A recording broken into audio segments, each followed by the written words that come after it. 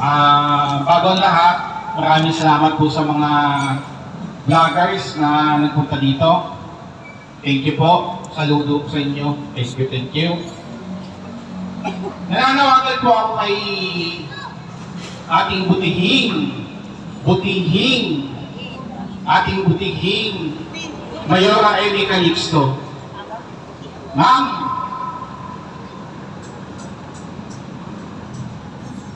kilala niyo naman ako for sure. Kilala niyo ako for sure. As in, sobrang kilala niyo ako for sure. Sobrang kilala niyo ako for sure. For a long time ko sa Pasay, lehitimong taga-Malibay, halos panahon pa ng gera sa Malibay, maraming kamag-anak sa Malibay, maraming kaibigan sa Pasay, at buod at hindi sa lahat tumulong sa pangangampanya mo nung unang takbo mo sa konsehal. Ma'am, nakikiusap po ako sa inyo na sana bigyan na po ng permit itong Huawei Market. Palagay na natin walang business permit yung sinasabi nyo, yung pinalalabas natin. Palagay natin walang business permit. Bakit naman po kung kailan malapit na magpasko, di nyo pa pinasara? Dito po kumukuha ng araw-araw ng hanap buhay yung mga tao, pinagkait nyo pa po ng pinagkakakitaan. Sabi nyo, o kayo ang nanalo bilang isang, sa mga vlogger, sa darating pa mga media. Yung mayor po namin kinikilala child-friendly city. Kung isa kang child-friendly city, dapat po iniisip mo yung kapakanan ng mga anak ng mga vendors.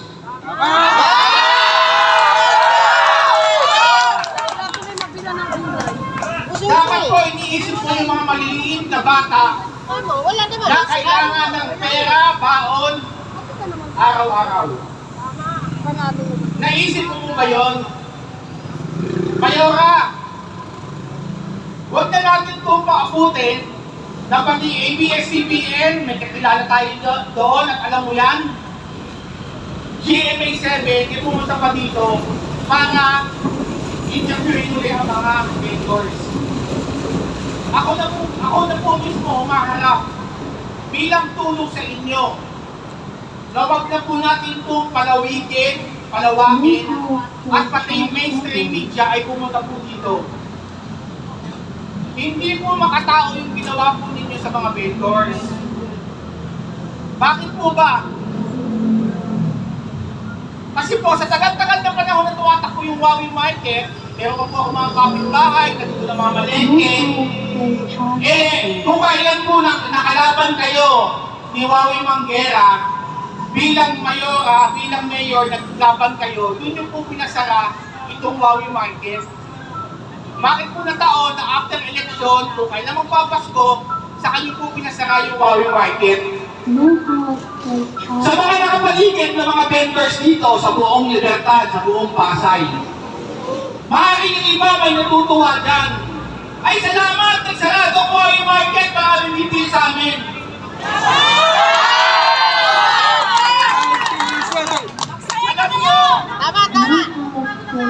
Hindi po tama yung ganyang palinam. Dahil po, kapwa nyo sila vendors din. Dapat po iniisip nyo yung kapakanan kung kayo yung nasa shoes ng mga andito, nakikisimpatsa po kayo. Hindi po kayo dapat natutuwa. Kasi po ako may maliit na tindahan din, pero po awang-awa ako sa mga vendors. Dahil po ang pagbubukas, masyado pong importante sa isang negosyante. Isang araw lang po magsarado yan, para na po silang napatayan. Tama! Kahit na mayaman ka, Mayora, alam ko matami ka ng pera. Dati ka din tumaan sa isang munting buhay. Dati ka lang nangungupahan.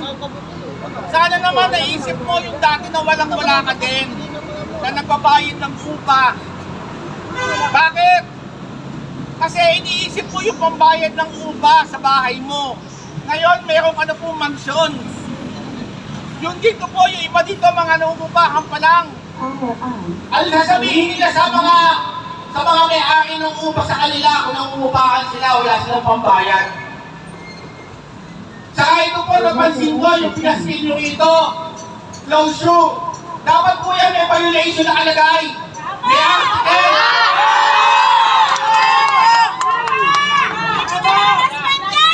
Ilagay nyo po yung article kung anong violation. Maalala po ng tao. Huwag po sana natin gawing tanga ang mga tao. Ayaw nga. Lahat po tayo tumatanda na. Tigilan na po natin yung pamumulitika. Yan ang dapat. Kahit na po sabihin natin hindi po ito political harassment, kahit sabihin po natin hindi po pumulitika to, ang karamihan po sa Pasay nakapag-aral. Kayo po ay nakapag-aral din, pero po yung ibaba ang inyong utak sa talampakan. Sa mga kaibigan natin na pulisan, huwag niyo naman po sanang magmamalibasan yung mga vendor. Yung po sinusweldo nyo, galing po sa amin, sa tax namin. Alam ko kung utos sa inyo yan na nakakataas. Pero huwag nyo po sanang susundin kung katimonyohan na. Putang ina naman.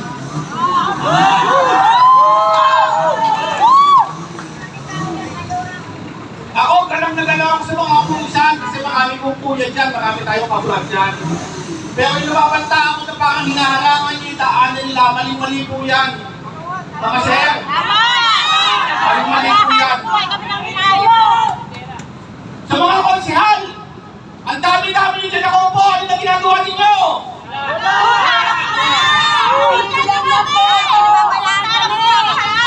Hindi ko na po mabanggitin yung mga konsihal dahil yung mga kamag-anak ko dyan. Pero mga konsihal, mga sir, mga barkada ko, mga nagpatulog sa akin, tumatakbo, nangihingi ng tao pag tumatakbo. Ano pong stand nyo rito sa pagpapasaran ng bawi? Mga konsihal, mga ginaganak, mga makalos daw, ano pong stand nyo rito? Magsalita naman po kayo. Ano po yan? Ako ang mag-uutos ng mayora, umupo na lang po tayo. Di isa pang konsihal, may nakaisip na katawag lahat to, kausapin.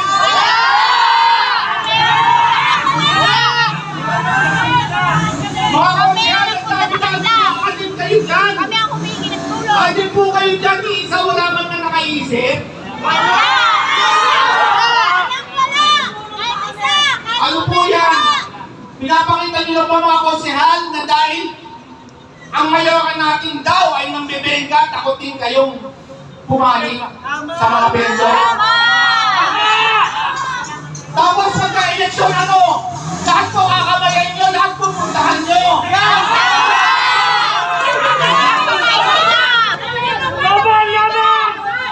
Ang babait nila. Mayora,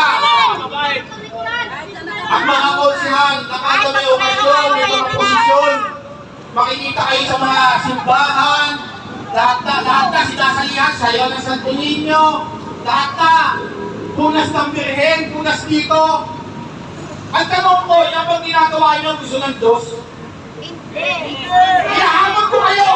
Iintay ko kayo ngayon dito, debate tayo. Kung talaga bang yung ginagawa nyo sa mga tao ay makadiyos.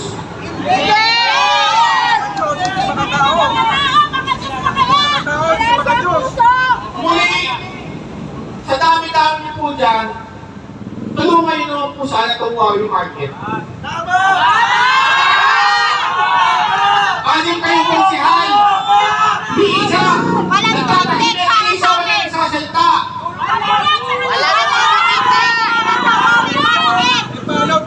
Gusto ko na magsalita. Tatlo sa mga konsihal niyan, kaibigan ko, at alam ko, pag napapanood mo ko, ay kaya matutuwa ka, mapapailin ka, o hindi mo alam ang sasabihin mo. Gusto na kita i-mention, kuya. I-mention na yan! Kuya, kita. Isa kaming batikos Bati po zero ng Calixto nung araw. Pero dahil na po yung konsyal mo, natahimik ka na rin. Ano ba yan? Mga kuya, alam kong malawak ang pananaw ninyo tungkol dito. Alam nyo may mali dito. Bakit nagtatahimik tayo? Bakit? Bakit nga ba? Sana po makisipal ka kayo sa mga kapwa yung vendors. Hindi po uusapin ko ng kompetisyon. Iniisip nyo, salamat, medyo lalakas kami kasi may nagsarado. Mali po yan. Tama, tuwa-tuwa sila. Kaya sabi ko po sa inyo, may balik po yan. Hindi po natutulog ang Diyos. May balik po yan sa inyo. Lahat po lang kumakagpit sa kasamaan, sa gobyerno, masama.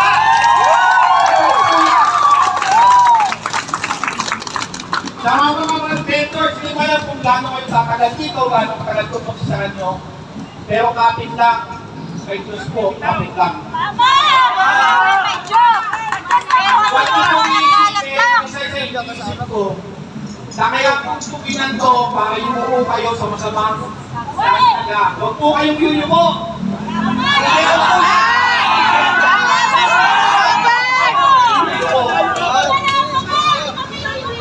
Kaya po, alam niyo po, pagsubok po yan. Maraming pagsubok po sa inyo. Tinitingnan kung sino ba talaga ninyo. Prinsipyo, may pagtitigan, may Diyos. Kasi po, yan yung mga tao dyan na hindi ko nakaya, nakakita ko sa sityon. Kita ako kay kayo ha. Pero po kayo ng tao. Tama na yung sasabihin namin. Pero sa akin po, Tama na isang kabiguan na lumabas kapit sa lang kanila. po tayo kay Diyos po. Muli, Mayora, Amy Calixto, Udiano, ako po'y nakikiusap. Hindi ko naman po kilala itong mga vendors dito. Kaibigan ko din po yung may-ari nito, si Halawawing Margera. Katulad nyo, kaibigan ko din. Parehas ko po kayong kaibigan. Ang pinagkaiba lang po sa inyo, may iba po kayong pananaw. Sana po, nakikiusap po ako sa inyo na kapag-isipan, tapuksan muli ito po yung market. Tama! Tama! Kasi Hindi po, ko kawawa kami! alam nyo, pag lumala ito ng lumala, dahil bumaba po itong ABS-CBN GMA 7. Kahit na po gawin anong interview nyo sa inyo, tiyan, interview kayo, iba naman po sasabihin nyo. Sinungalingan, gagawa kayo ng kwento, kaya walang permit. Pagdating ulit ko, sabihin nag-apply ng permit, magkakaiba po. Eh, ang mainstream media po, hindi naman po takayan. Ang masama po niya, mag-broadcast pa po kayo sa buong Pilipinas. Tama! Hindi ka lang hindi pinag-uusan! Imbis na po sana ang hangat nyo, gumantila sa may-ari. Kaya makilala niya, makakalimutan ng buong Pilipinas. Tama!